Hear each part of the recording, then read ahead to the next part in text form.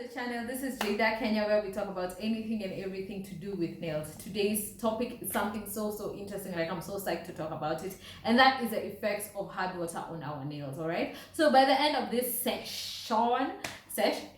the end of this session, we'll have understood a couple of things, and that is what is hard water. That's the first thing. What are the effects of hard water, and what elements are present when we talk about hard water, and how to counteract the effects of hard water. Okay, so let us get started.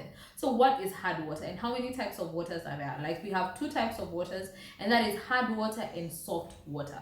So hard water contains a higher concentration of minerals, and soft water is just, like soft, and it contains the ionized sodium, and it has moisturizing properties as opposed to hard water. So when we say that hard water has higher concentration of minerals, like what minerals are these that we are talking about? So the minerals that we are talking about are calcium, magnesium, iron, lead, okay, copper, silica, chlorine, and sulfate. Those are the elements that are in higher concentration in hard water as opposed to soft water. And this being in higher concentration has a certain number of effects, and those are the effects we want to talk about today. So let's just start with the effects, especially on our skin. One, the effects of hard water are it causes our skin to be dry. Yes, for people who live around places where the places that have hard water, or use hard water in their homes or apartments, you can testify that indeed it causes your skin to be dry. Okay, second point, it inherently may cause dermatitis. Yes, I am one person who has developed dermatitis, and that is due to hard water. I am struggling with it, and the funny thing is it's on my hands and on my feet. Okay, but the one on my hand is the worst one, and I'm trying to deal with it each and every single day. So yes, it may cause dermatitis, and that's just the second point. Number three, it blocks moisture penetrating into our skin, and therefore resulting to flaky and dry skin as well. And the last point is it clogs our pores, which interferes with the body's natural oils. So those are the effects of hard water on our skin. So now we are going to dive onto the other side of what are the effects of hard water onto our nails.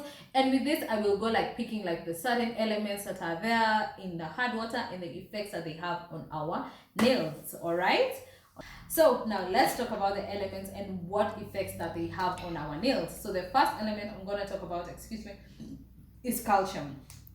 So calcium, yes, we all know calcium is very essential for our growth of nails, but too much of it as well has negative effects on our nails.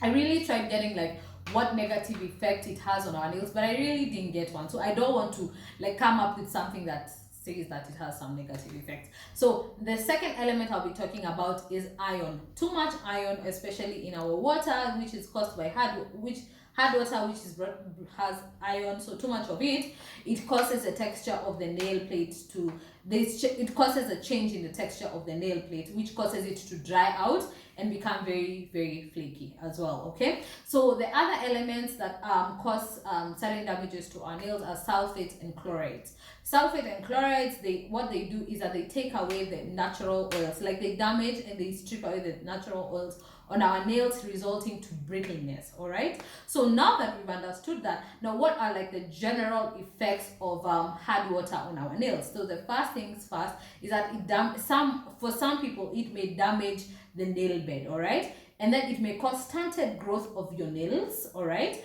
as well as it may cause them to be dry and brittle. Okay, and then it causes them to break very easily. So those are just some of the effects of the hard water on our nails. Okay, but from person to person they have different what is this called? They're called symptoms and signs. Yes, so for different people we have different signs and different symptoms.